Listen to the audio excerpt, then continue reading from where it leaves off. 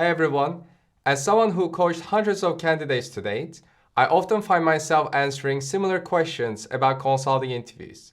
So I've decided to share the top 10 myths about case studies, fit, and the Q&A portion of consulting interviews with you.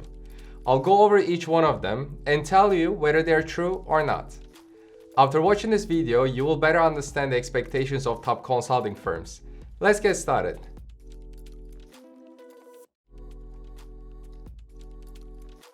First of all, I want to say thank you for following us for the past 5 months since we launched our YouTube channel. At the time of this recording, we've just reached 1,000 subscribers. If this is your first time watching our video, welcome to the club. If you're interested in learning more about consulting and how to get your offer, subscribe to our channel.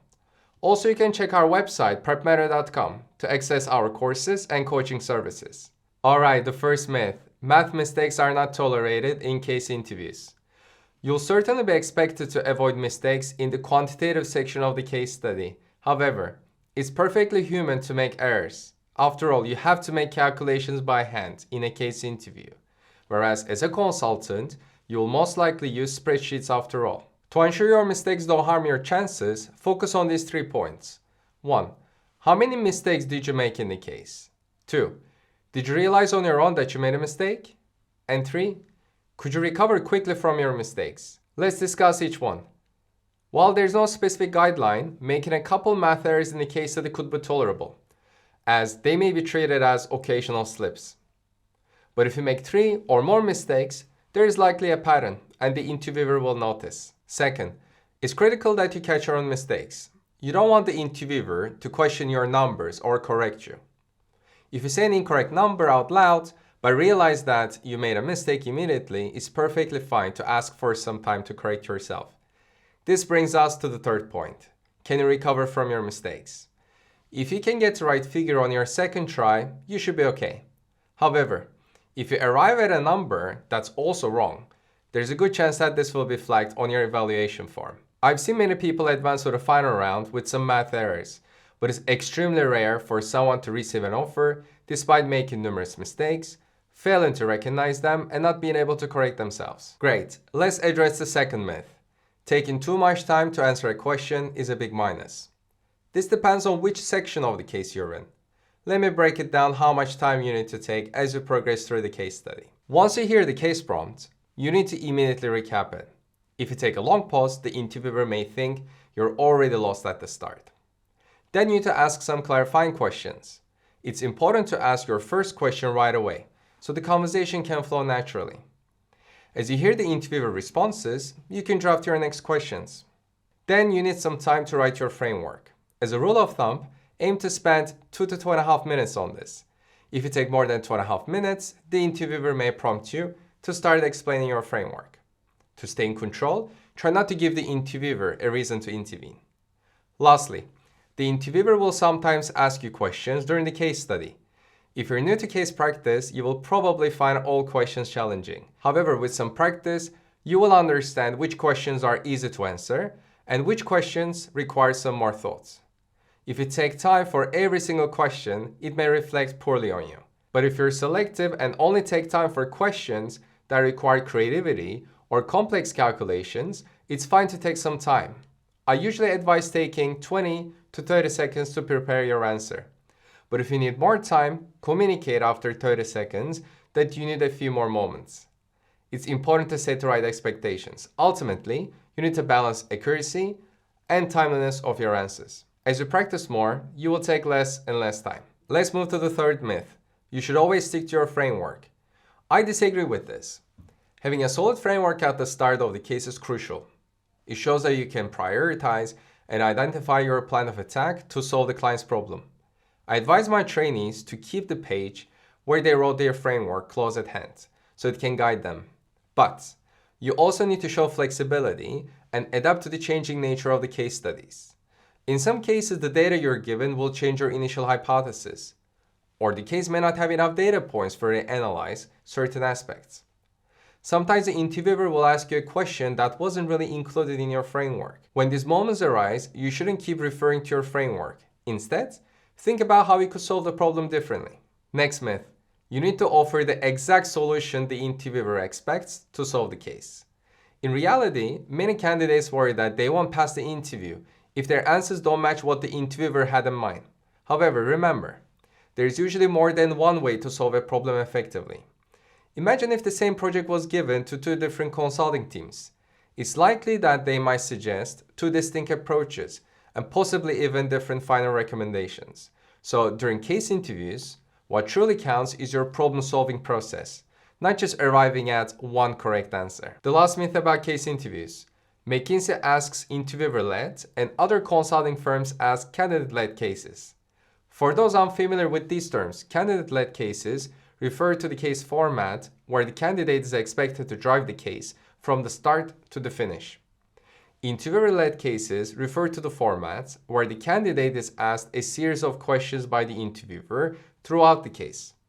In reality, it's true that McKinsey interviewers have a more standardized way of conducting cases and are more likely to ask a set of questions. However, including my final rounds with McKinsey back then, you could easily encounter a candidate-led case. Therefore, you shouldn't just assume the interviewer will drive the case. Even if it's an interviewer-led case, it's better if you lead the case. And if it happens that the interviewer asks some questions, so be it. Also, it's a misconception that other consulting firms only ask candidate-led cases. There's no standard, official global guideline at Bain or BCG about how interviewers should conduct the cases. In fact, I can say many of my trainees asked the case format to the representatives of Bain or BCG in various workshops, and they were often told that the format of the case largely depends on the style of the interviewer. But generally, candidate-led cases are more common in other consulting firms compared to McKinsey. Alright, let's discuss 3 myths about fit interviews. The first one is the following. Showing failures is a big mistake in fit interviews. First of all, you've already reached the interview stage, which means your qualifications and experiences align with what they're looking for based on your resume. However, it's true that no one mentions a time when they failed or their weaknesses on their resume. That's why consulting firms conduct these interviews so that they can understand your profile better and go beyond your resume. When you describe a time when you failed or made a mistake, ensure you detail what you learned from that experience and how you've been improving since then. Also, if you're asked to share your weaknesses, ensure to focus on things that are not deal breakers and the areas you've been actively working to improve. The second myth about fit interviews is the following. You need to appear committed to doing whatever it takes when you get the job. While it may sound controversial, I generally agree with this statement. As you may know, consulting has a reputation for intense work-life balance. It's known for its high workload and pressure.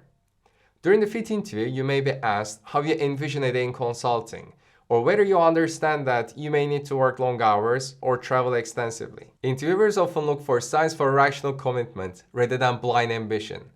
So as you explain your answer, make sure that you give them the impression that you're prepared for the hard work, but at the same time, be careful not to overdo it. The last myth about fit interviews. You should draft your answers to all possible questions. I actually agree with this one. We recently shared a video about 24 commonly asked fit interview questions on our channel. Feel free to check it out. In addition to these questions, based on your experience and circumstances, you can preempt some additional questions. For instance, why you're leaving your current firm early, or why there was a 2-year gap between jobs.